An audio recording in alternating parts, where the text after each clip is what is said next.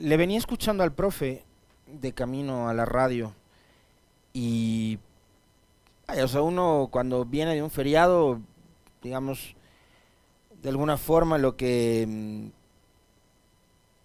pensaría es, vamos a revisar a ver cómo cerramos, ¿no?, el feriado con tales niveles de salida de turistas, el balance, tal cantidad de dinero que se movió en las playas, en los diferentes destinos que, como les decía, terminan siendo muy atractivos en este feriado religioso que es el de Semana Santa. Baños, por ejemplo, ¿no? Acá en Quito, que hay también no solo las procesiones de Jesús del Gran Poder, sino otros destinos que también tienen que ver mucho con lo religioso, como el Quinche, por ejemplo, y así por el estilo, ¿no? Pero venimos del feriado de Semana Santa y le escuchaba al profe, el titular de la nota, ¿qué decía? Decía feriado de terror en Manabí, en Esmeraldas y en Guayaquil. Y claro, tenemos que nuevamente volver a caer en esa lógica monotemática a la que nos han llevado durante los últimos 2 años los señores del gobierno a hablar únicamente de muertes, de sicariatos, de violencia, de asesinatos, de robos, ahora también de coches bombas, de atentados y cosas por el estilo, ¿no? Y esto es lamentable y es triste y es preocupante porque, claro, me imagino que a ustedes les pasará exactamente lo mismo que nos pasa a nosotros, y es, primero, el tipo de país que estamos teniendo, que nos van a dejar. Después, el cuestionarse si ese es el país que queremos nosotros para nuestros hijos, para nuestra familia, para nuestros vecinos, etcétera. Y claro, la respuesta es no, pues no queremos ese tipo de país, ni para nosotros mismos, porque es un país que nos provoca mucho más miedo e inseguridades que otra cosa, ¿no? Un país en donde no está garantizada la seguridad para absolutamente nadie. Y claro, mientras vemos eventos y este tipo de noticias que lo único que hacen es espeluznarnos, que nos provocan una sensación de profunda inseguridad y de miedo, eh, del otro lado lo que tenemos es un gobierno que finalmente no termina de ocuparse de las cosas más urgentes y al mismo tiempo de las cosas importantes. O quizás lo que tenemos es un gobierno que entiende de otra manera diferente a la que ustedes o nosotros lo que es urgente y lo que es importante. Me imagino yo que en este momento, por ejemplo, para el equipo de gobierno lo urgente no es resolver los problemas de inseguridad, o lo importante no es resolver los problemas de inseguridad a corto, mediano y largo plazo. Seguramente lo urgente y lo importante para ellos termina siendo lo mismo, es defenderse del famoso juicio político al cual estará sometido en los próximos días Guillermo Lasso, ¿no?, el presidente de la República. Y claro, ahí las visiones sobre lo que es urgente y lo que es importante para el gobierno y para la ciudadanía en general difieren totalmente, son diametralmente opuestas y distintas. Las urgencias para el gobierno no son las mismas urgencias que tiene la población en general, que además no solo es que está pendiente de que no le maten, pues, sino que tiene que pagar la renta, tiene que pagar las deudas, tiene que endeudarse para poder cubrir los gastos de la educación de los hijos, o de la salud de los padres, o la alimentación, las cosas más elementales, más básicas, ¿no? La ciudadanía tiene que estar pendiente de aquello. Al gobierno probablemente esas cosas o los problemas por los que atraviesa la gran mayoría de ecuatorianos seguramente no les importa, y creo que ya han dado muestras de aquello. Y este fin de semana eh, nos espeluzna y nos deja nuevamente un profundo sabor amargo, ahora un triple femicidio. Resulta que 3 jóvenes, que según he visto la teoría es que son artistas, son cantantes que habían sido contratadas para ir a algún evento, un show, lo que sea, eh, aparecen asesinadas y con señales de tortura. La prensa recoge información que el pasado 6 de abril pescadores encontraron el cuerpo de una mujer mientras hacían su recorrido habitual por el río Esmeraldas. De acuerdo con información oficial, los pobladores dieron aviso a la policía. Cuando llegaron al lugar, en la villa del recinto base del SADE, en Quinindé, los uniformados no solo encontraron un cuerpo, sino 3 de sexo femenino. En el lugar los cuerpos estaban enterrados y con cortes en varias partes. La información menciona que hasta el momento las mujeres no han sido identificadas. Sin embargo, según las investigaciones preliminares, las fallecidas no serían habitantes de ese cantón de Esmeraldas, sino de Quito o de Santo Domingo de los Áchilas. La fiscal del caso, Patricia Pilar, sostuvo que el hecho violento está siendo investigado, mientras las jóvenes víctimas de edades comprendidas de entre 20 y 25 años fueron llevadas a un centro forense en la ciudad de Esmeraldas. Los 3 cadáveres tenían ropa informal tipo playera, lo que haría pensar que eran posiblemente turistas que viajaban a algún sitio de la provincia verde. Esa es una de las teorías, ¿no? En nuestra página web, esta era una nota del Comercio que les acabo de leer, cito la fuente. En nuestra página web, en la de Radio Pichincha, hay una nota de Diana Dávila que dice que la policía devela que femicidas de Juliana, Denise y Nayeli, esos son los nombres de las 3 mujeres que fueron asesinadas, tuvieron que caminar al menos 1 kilómetro cargando los cuerpos para enterrarlos. Fiscalía General del Estado aseguró que ya ha activado el protocolo para investigar los femicidios y esclarecer la causa de la muerte de las 3 mujeres. Diego Velástegui, jefe de la Policía Nacional de Quinindé, brindó detalles del asesinato de las jóvenes artistas Nayeli Tapia, Denise Reina y Juliana Macías. Las 3 fueron enterradas juntas en una fosa cavada cerca del río del sector Colé en Esmeraldas. El uniformado detalló que las mujeres pudieron ser asesinadas en otro sector y que posteriormente fueron a dejar los cuerpos en Quinindé, para lo cual los femicidas debieron caminar 20 minutos con los 3 cuerpos, pues se trata de un sector alejado de la carretera donde no se puede ingresar con vehículo. Velástegui explicó que las jóvenes fueron encontradas con ropa ligera, de playa, y las 3 degolladas. Entre 19 y 23 años tenían las víctimas, todas oriundas de Santo Domingo de los Áchilas, acá con mucha más precisión, aunque Nayeli Tapia residía en Quito. Paulina Rueda, tía de Juliana Macías, contó que una de las jóvenes asesinadas llamó a su sobrina para acudir a una presentación artística. Salió de la casa el martes a las 20 horas, les dijo a los primos que iba a salir con una amiga y no supimos nada hasta las 23 horas que subió un estado en su WhatsApp y estaba con esas 2 chicas más. Respecto a un video en redes sociales donde se ve a Juliana cantando en un karaoke, Rueda manifestó que está sacado de contexto, pues se trata de una fiesta de cumpleaños donde estaban algunos familiares en un bar. Debe haber sido algún video anterior, muy anterior, ¿no?, a lo sucedido estos días. Nada tiene que ver el video, era un cumpleaños hace 2 semanas. Juliana era tecnóloga en transporte y estaba por iniciar su segunda carrera. Ella fue velada en el edificio del Sindicato de Choferes de Santo Domingo. El funeral de Denise Reina se llevó a cabo en Manabí y el de Nayeli Tapia en el sector La Municipal. De su parte, la Fiscalía General del Estado aseguró que ya ha activado el protocolo para investigar los femicidios y esclarecer la causa de la muerte de las 3 mujeres. Inmediatamente de eso, yo me había encontrado el fin de semana con el pronunciamiento del ministro del Interior, de Juan Zapata.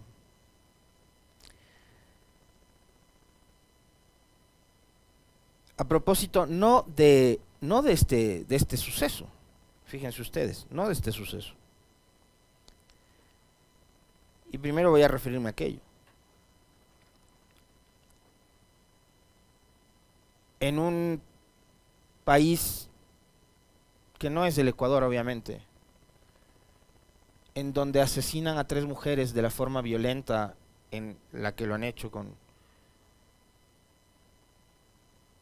este relato que les hago de lo sucedido con Juliana, Denise y Nayeli, en un país que no es del Ecuador, seguramente esto sería un escándalo y sería una noticia que no nos debería dejar dormir tranquilos ni en paz a ninguno de los ciudadanos de ese país, indistintamente de si tengamos o no tengamos hijas en casa, o hermanas, o madres, o primas, o amigas.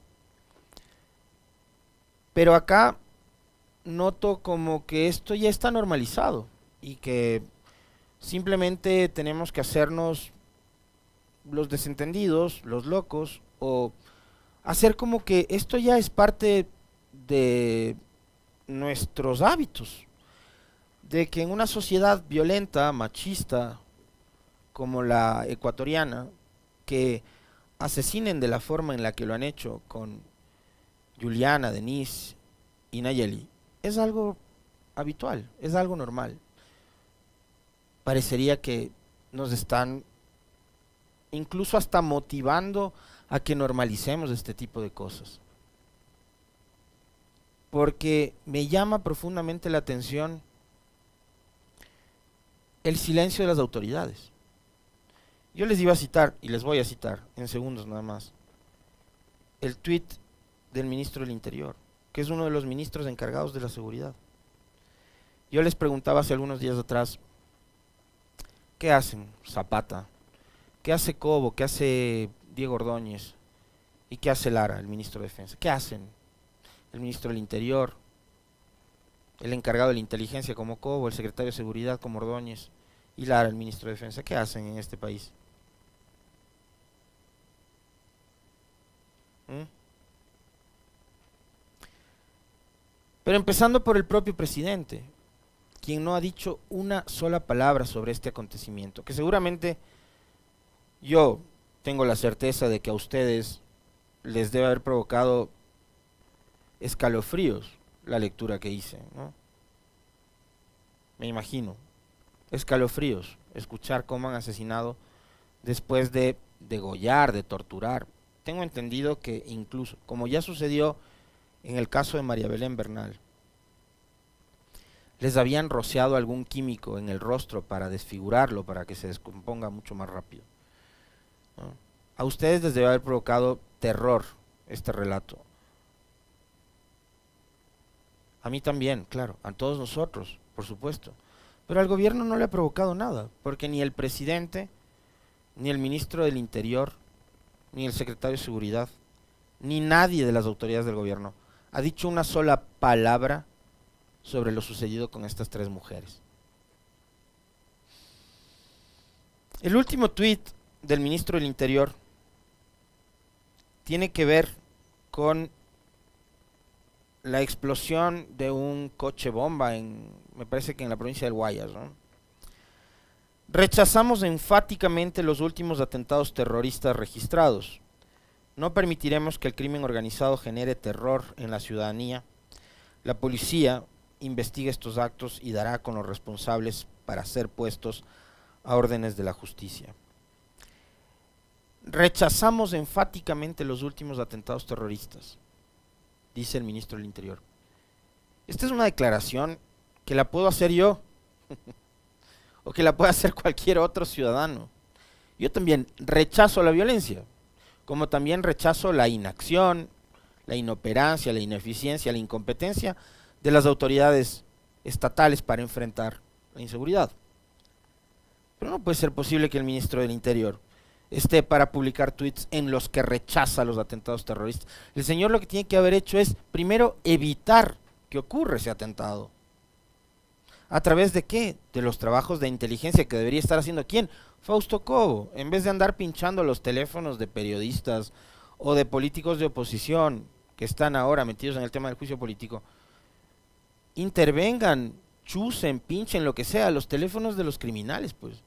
De los que, obviamente, para poner un coche bomba, para estallar un artefacto explosivo, ya sea en un cuartel policial o afuera de un medio de comunicación o lo que sea, tienen que organizarse y para eso me imagino yo que hablan, ¿no? Entre ellos, entre los delincuentes de estos, conversarán, ¿no?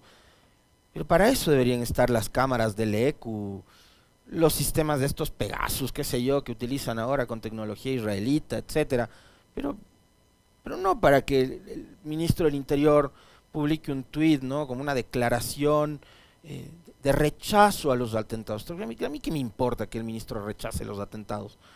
Para lo que está es para que evite los atentados. Al hombre le pagan sueldo para que cuide la seguridad de ustedes y de nosotros. para que evite muertes, atentados, etcétera, no para que ande poniendo tweets diciendo que rechaza los atentados. El otro secretario de Seguridad, Ordóñez, se la pasa en Twitter peleando con todo el mundo, ahora publicando TikToks. Mientras tanto, la inseguridad está como está, teniendo que todos los días lamentar casos de sicariato, asesinatos, violaciones, femicidios, coches bomba, etcétera. Pero veo que la inteligencia está al servicio de otras gentes.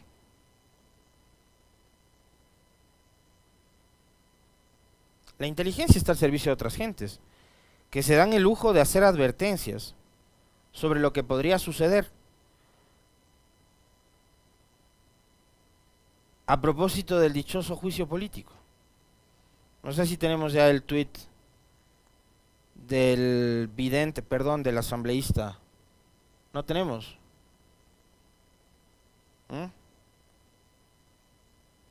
Déjame ver si yo lo encuentro por acá. Bueno, hace algunos días atrás, el legislador Fernando Villavicencio hacía una advertencia al país, ¿no? Nos ponía sobre aviso de lo que podría suceder durante los días en los que se lleve adelante el juicio político en contra del presidente Lasso. Nos decía que durante el juicio político va a haber más atentados, va a haber más casos relacionados con estas actividades ilícitas, ¿no? A ver, por acá creo que tenía, déjame ver, Meli. El juicio político expone ante el país a la mafia que controla la intermediación y transporte de petróleo durante 16 años, son los mismos, etcétera, etcétera. Bueno, y había un tweet, creo que ya lo ha dado de baja, pero que ataba el juicio político a posibles atentados terroristas en los próximos días. Si hay información, si él o cualquier otro funcionario tiene información sobre la posibilidad de atentados terroristas, como el coche bomba que explotó la semana anterior, lo que tienen que hacer es, primero, poner sobre aviso a las autoridades. Si tienen esa información de inteligencia, debe ser que desde las mismas autoridades policiales salió esa información, porque ¿quién más puede tener esa información, no es cierto? Si es que es verdad. Poner denuncia y que la policía empiece a trabajar para desarticular estas acciones que tienen que ver con comportamientos violentos de grupos que evidentemente lo que pretenden es amedrentar a una ciudadanía que de por sí ya está con mucho temor de lo que sucede el día a día en este país. Lo otro, me parece que es nuevamente parte de una estrategia perversa y macabra, como la que quisieron usar para ganar la consulta popular y que ventajosamente no les dio resultados. Decir, los que votan por el no son narcotraficantes, eso decían, ¿se acuerdan? Que a todos los que no estábamos de acuerdo con la tesis de la consulta nos decían que éramos narcotraficantes o que éramos cómplices del narcotráfico o que éramos delincuentes, etcétera, etcétera. Bueno, ahora me imagino yo que van a tratar de hacer exactamente lo mismo. La diferencia es que ahora la gente ya no come tanto cuento y que han perdido mucha credibilidad. Y creo que eso tiene que ver con un ejercicio permanente de la sociedad de ser crítico. Y sean críticos con todos, no únicamente con los de determinado gobierno, los de determinado partido, los de determinada tendencia. Sean críticos con todos. Y eso está bueno.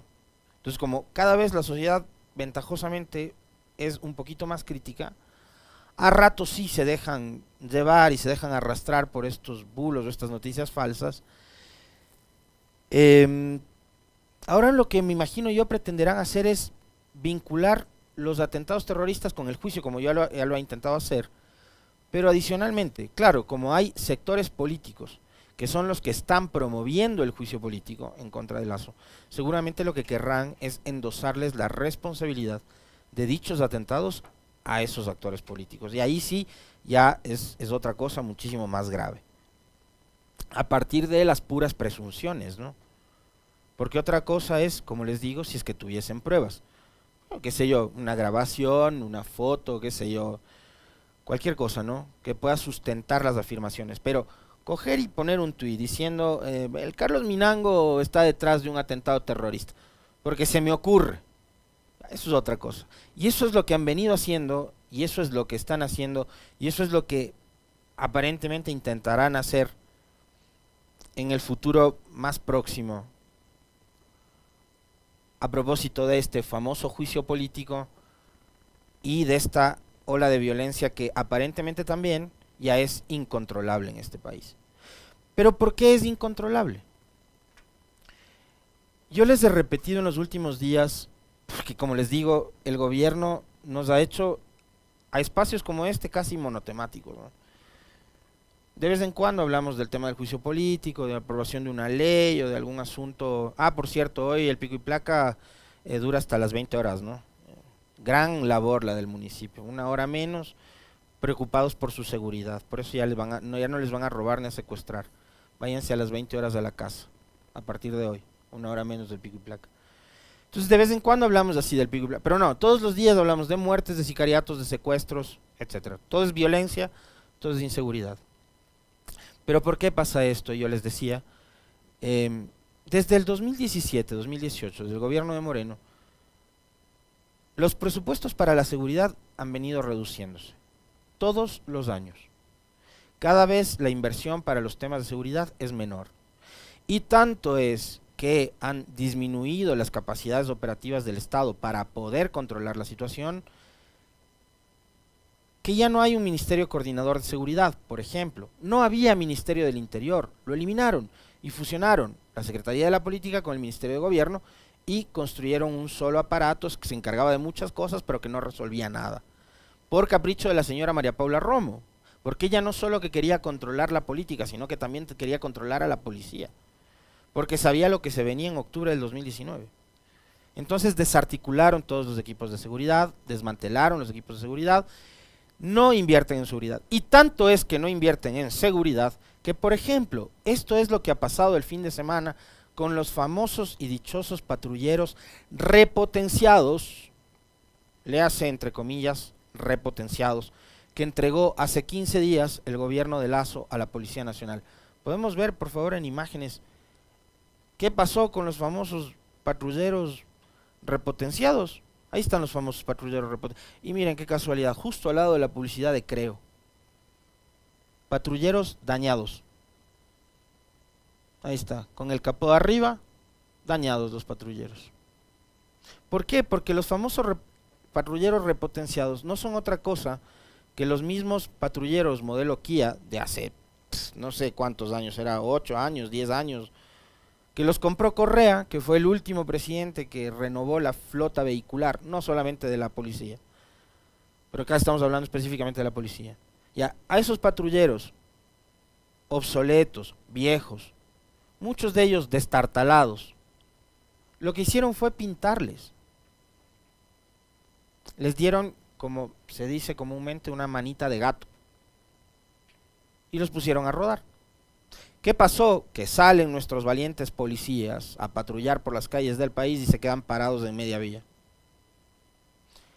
Bueno, la policía, y esto a mí me preocupa, me provoca una profunda preocupación, pero también indignación. La policía también publicitó la dichosa entrega y recepción de los famosos patrulleros repotenciados. También lo publicaron en sus redes sociales como que si fuese un gran logro el tener patrulleros viejos pintados. Bueno, en esas manos está la seguridad del país. Habrán visto ustedes también este fin de semana como policías que trataban de neutralizar a una persona que portaba 2 cuchillos en sus manos, que aparentemente es una persona que tenía algún desequilibrio emocional, mental, qué sé yo, se terminaron disparando entre ellos. Ahí vemos, cuando un policía le dispara al otro en el pie. Esto puede provocarnos muchísima risa, pero después de la risa, además que digo, a mí reírme de que le peguen un tiro a un policía, no, pero es que esto de verdad no lo entiendo. O sea, tienen que neutralizar a uno entre 5 o 6 policías y terminan disparándose entre ellos. Herido un policía, por bala percutada por otro policía. ¿Eso qué tiene que ver con? Tiene que ver con una falta de entrenamiento, falta de preparación. ¿Cómo es posible que no puedan entre 5 o 6 policías neutralizar a una persona con cuchillos? Y de estos eventos ya hemos tenido varios. Con la Amelia hace minutos nomás recordábamos lo sucedido durante el femicidio de Diana Carolina en Ibarra, en enero del 2019. 12 policías o 20 policías alrededor, todos armados, contra un femicida con un cuchillo que terminó asesinando a su mujer y al bebé que llevaba en su vientre. Entonces esto tiene que ver con que los policías no están capacitados, se disparan entre ellos.